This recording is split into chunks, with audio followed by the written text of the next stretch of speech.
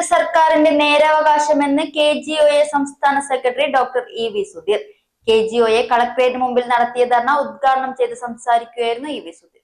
കഴിഞ്ഞ 11 വർഷത്തിനകത്തെ രാജ്യത്തെ തൊഴിൽ സുരക്ഷിതത്വം ഇല്ലാതായെന്നും വിവിധ ആവശ്യങ്ങൾ ഉന്നയിച്ച് KGOA കളക്ടറേറ്റിന് മുമ്പിൽ നടത്തിയ ധർണ ഉദ്ഘാടനം ചെയ്ത് EV സുധീർ പറഞ്ഞു.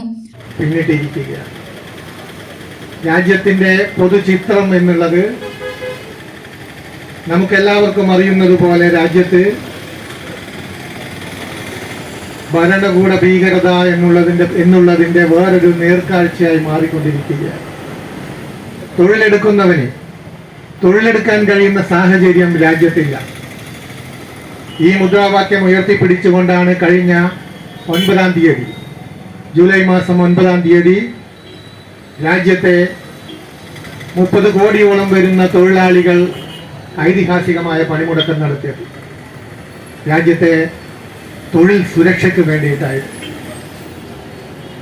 2023-24 സാമ്പത്തിക സർവേ തന്നെ സൂചിപ്പിക്കുന്നത് രാജ്യത്ത്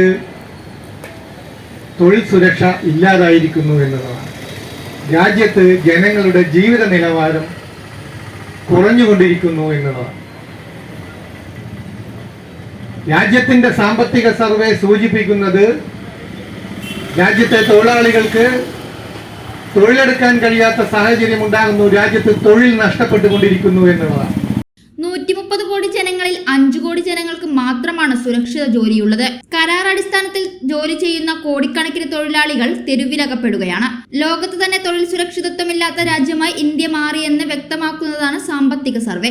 സംഘപരിവാർ ആശയങ്ങൾ അംഗീകരിക്കാത്ത, പുറകെ പോവാത്ത, പുരോഗമന ചിന്താധാരയുള്ള സർക്കാരുകൾക്കുള്ള സാമ്പത്തിക ആനുകൂല്യങ്ങൾ ഇല്ലാതാക്കി വികസനം തടയുന്ന പ്രവൃത്തിയാണ് കേന്ദ്ര സർക്കാർ നടത്തുന്നതെന്നും സുധീർ പറഞ്ഞു.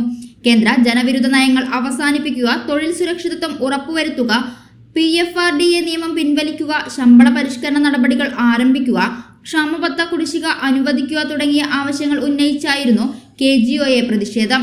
ജില്ലാ പ്രസിഡന്റ് ആശാദീപ് TS അധ്യക്ഷത വഹിച്ചു. Secretary Navaneeth Krishnan S, K Mahesh Kumar, Sundaran K എന്നിവർ സംസാരിച്ചു.